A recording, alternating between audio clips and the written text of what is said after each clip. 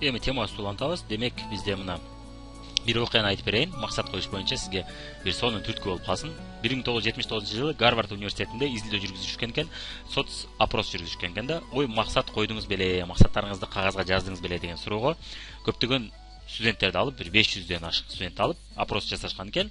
Ошол студенттердин жообун көрөлү. 3% максатымды жазып койгом деп жооп берген экен. Алардын мына жазылган максаты бар экен да. 13% максаты бар экен, бирок жазган эмес экен да. Мына сабакты угуп коюшкан экен, максат коюп коюшкан экен башында, бирок чынында практикада тапшырманы аткарышкан эмес экен да. Ал эми 84% эч кандай максатым жок деп жооп берген экен да. Анан арадан 10 жылдан кийин алар кайрадан ошол адамдарды менен байланышка чыгып, ошол адамдарга көптөгөн суроолорду берип отуруп жооп алышкан экен. Анан анализ кылып көрүшсө, ошол максаты бар бирок жазган эместер 13% адамдар башка максатым жок дегендерге салыштырмалуу 2 эсе көп акча табып аткан экен ошол мезгилдечи 10 жылдан кийин. Ал эми максатым бар деген 3% болсо, калган бардык 97% адамдарга караганда 10 эсе көп акча тапкан экен. Демек бул адамдар жазып коюп, ошону жазып койгончо ошол иштешкен экен да. Мына жазып коюу максатты жана так максаты бар адамдын келечеги кандай болот, мына көрүп атасыз. Анын ийгилиги кандай болот? Демек ийгилик бизде көбүнчө мына иштеп эле жүргөн эмес экен. Демек туура максат коюп, ошол максаттын үстүнөн иштөө дөө гана болот экен. Ийгилик ошондой жаралат экен да. Андыктан бул жерде максат коюп, ошонун үстүнөн иштөө өтө чоң мааниге экен да. Андыктан сиз дагы жанагы 97%га же 84% 10 эсе же 2 эсе аз акча тапкым келет десеңиз, анда жазбай эле койсоңуз болот. Анда бул сабакты көрбөй деле койсоңуз болот негизинен. И көрсөңүз да тапшырманы аткарбай эле койсоңуз болот. Анда сиз ошолордун катарына кирет экенсиз. Эртең бирок эсиңизде болсун, эртең бирок мамлекетти күнөөлөбөңүз, депутаттарды күнөөлөбөңүз, өзүңүздү гана күнөөлөңүз эртең келечекте, же жолдошуңузду, ата-энеңизди күнөөлөбөңүз.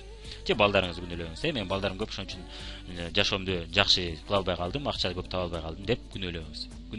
Болгону өзүңүздү гана күнөөлөңүз да кийин келечекте. Эми сизге мына азыр тапшырма. Кыялдарды максатка айландыралы. Ал үчүн сиз азыр мына максатыңызды жазыңыз. Ошол жанагы 3%га айланалы. Мына 3% максатымды жазып койгом дегендердин катарына кирели. 1-2 максатыңызды жазыңыз. 1 жылдан 3 жылга чейинки мөөнөттө жетсе болот деген максаттарды жазып чыгыңыз. 1-2 максат, кааласаңыз 3 максат. Азыр ушул видеону паузаны басыңыз дагы, бир черновик баракча алыңыз дагы. Ошол баракчага азыр 3 мүнөт убактыңызды бөлүп жазыңыз, жазып чыгыңыз, шашпай, жакшылап. Эми тилек максат кандай болуш керек? Аны кантип биз билсек болот? Кантип туура жазсак болот? Ошону үйрөнүп кетели. Сиз мына жазып бүттүңүз. Ошонун үстүнөн иштеп кетебиз. Бир сыйра түшүнүк алып алгандан кийин. Мен сизге азыр подсказка берип, ошол максаттарыңызды оңдоого чоң жардам берейин. Демек, тилек максат койгондо биз дайыма смарт модель деген бар. Интернеттен да көбүрөөк кызыксаңыз, көрүп чыксаңыз болот. Орусча, орус тилинде, англис тилинен которгондо бул умный экен да. Ар бир тамгасы бул жерде ар бир сөздү түшүндүрөт. Мисалы үчүн S деген specific, M деген measurable, өлчөсө болот жана башка. Ошону биз азыр кыргызчасын көрүп кетелик. Биринчиси бул конкреттүү. Ушул талаптарга жооп берсе, сиздин максатыңыз туура болот экен.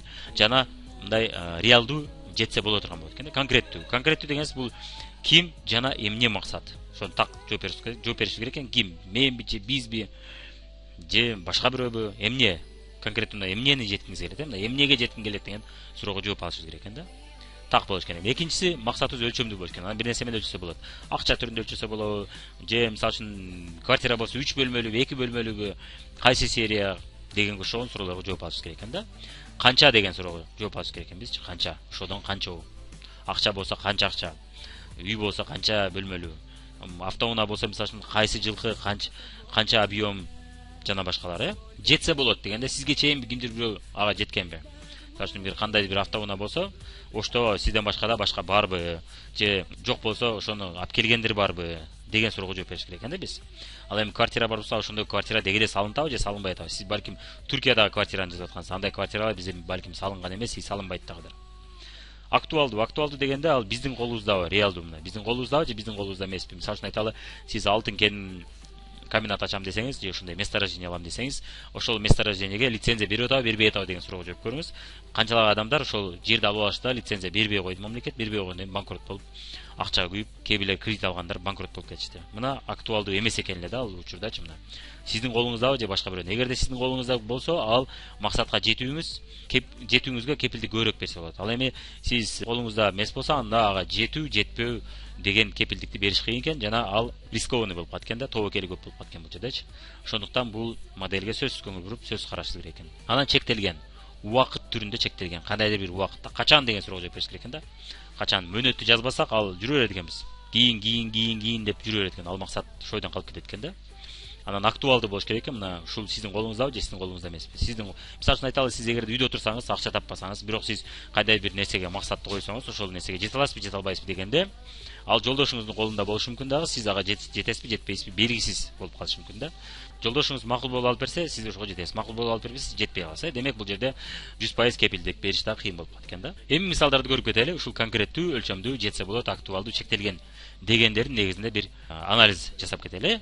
Биздин сабактарда көпчүлүк мына онлайн эмес, интернетте эмес, жеке мына жолугушуп группалар менен сабак өткөнүбүздө бизде ар кандай максаттар жазышат. Ошо максаттардан мен мисал келтирип кетейин. Сиз жазган максаттар да ушуга окшош болушу мүмкүн. Ошолорду биз анализ кылганча сиз эмне туура эмес экенин билип алат экенсиз. Келечекте атактуу, бай адам болгум келет. Биринчи параметр бизде конкреттүү деп атат. Конкреттүү ким? Эмне деген суроого атактуу, белгилүү эле. Ким? Мен деген жазылбай калыптыр бул жерде. Конкреттүү жагынан жооп берип атат. Өлчөмдүү. Өлчөй алабызбы бай адамды? Атактууду кантип өлчөйбүз? Байды кантип өлчөйбүз? $1000 таап аткан адам байбы, же $5000 таап аткан байбы, же $10,000 таап аткан байбы белгисиз экен бул жерде. Өлчөмдүү деген суроодан кыйрап калтат бул. Кыялданууга окшоп калтат көбүрөөк, максат болбой калтат. Жетсе болот. Көп эле адамдар бай болуп атышат, байып атышат, демек жетсе болот. Эми айлана чөйрөңүздө эгерде ошондой жеткен адамдар болсо, анда сизде шанс дагы да көбүрөөк болот. Өзгөчө досторуңуз же агаларыңыз ичинде бар болсо, анда шанс көбүрөөк болот дагы. Анткени сиз ошолордон көрүп үйрөнө аласыз. Ал эми фабрик бизнесинде иштеп аткан болсоңуз, анда сиздин наставниктериңиз, спонсорлоруңуз ошого жеткен болсо, сизде дагы жетүү шансы көбүрөөк болот экен да. Актуалдуу дегенде мына сиздин колуңуздабы же сиздин колуңузда эмеспи? Эгерде сиз иштебей аткан болсоңуз, бул ишке киришпеген болсоңуз, анда сиздин колуңузда эмес. Эгерде сиз бир 5000 сом төлөбөй турган айлыкка иштеп жүргөн болсоңуз, бирок кошумча бир бизнес баштабасаңыз, анда жетсе болот, жетсе болбойт деген суроого, же актуалдуу сиздин колуңуздабы, сиздин колуңузда эмес деген суроого жооп бериш кыйын болуп калат экен. Анда сиз жетпей калышыңыз да мүмкүн. Анткени сиз айлыкты сиз чече албайсыз, ал жогорудан мамлекет чечет же ишкана чечет, Сиз аны чече албашыңыз мүмкүн да. Көпчүлүк учурда сиздин колуңузда эмес. Андыктан жете албай калышыңыз да мүмкүн экен бул жерде. Эгерде өз бизнесиңизди баштасаңыз, анда актуалдуу десек болот экен, Чектелген, убактысы жок экен бул жерде. Качан бай адам болосуз? Белгисиз. Качан? 10 жылдан кийинби, 5 жылдан кийин, 3 жылдан кийин, же 30 жылдан кийин 60ка чыкканда может бактылуу болот турсуз, бай адам болосуз, же атактуу болот турсуз. Белгисиз экен бул жерде жазылып атыр. Жакшы жерге тийип бактылуу болсом экен деген тилек ниеттер жазышат, максат катары. Бул дагы максат эмес, бул көбүрөөк кыялдануу болуп калат. Конкреттүү, көйгө тийүү, бактылуу болуу, жакшы жерге тийүү, бул конкреттүү эле десек болот. Бирок өлчөмдүү эмес, Эмне болгондо бактылуу болосуз? Кандай жерге жакшы жер дегенде, мисалы кандай жер? Эч сүрөттөө жок экен бул жерде. Жетсе болот. Эми андай жакшы жерге көйгө тийгендер көп эле бар. Демек өзгөчө тааныштарыңыздын арасында көп болсо, демек анда сизде да шанс көп болот, сиз алардан көрүп үйрөнсөңүз болот экен кантип. Актуалдуу, сиздин колуңуздабы, сиздин колуңузда эмеспи? Бул жерде көпчүлүк учурда кыздардын колунда эмес. Эми сиз ага бир кандайдыр бир салым кошуп аткан болсоңуз, ошого аракет кылып аткан болсоңуз, анда сиздин колуңузда болушу мүмкүн. Көпчүлүк учурда кыздардын колунда эмес экен ал. Чектелген, убактысы жок экен. Качан? Белгисиз, Азыркы учурда баса айта кетчү нерсе, жакшы жерге тийүү үчүн сиз жакшы жерде иштесеңиз, жакшы жерге тиет экенсиз өзүчө. Анан жакшы тарбиялуу болсоңуз, жакшы жерге тиет экенсиз. Анан албетте ушундай адамдар менен тааныш мамиле болуп, таанышып туруш керек экен көбүрөөк, Ошондо сиздин колуңузда десек болот да. Анан дайым учурчакта жазыңыз. Келечекте болсом экен, жетсем экен, болгум келет, болом дебесен, болдум, бактылуумун, ушундаймын деп, уже болгон факт катары жазышыңыз керек экен да.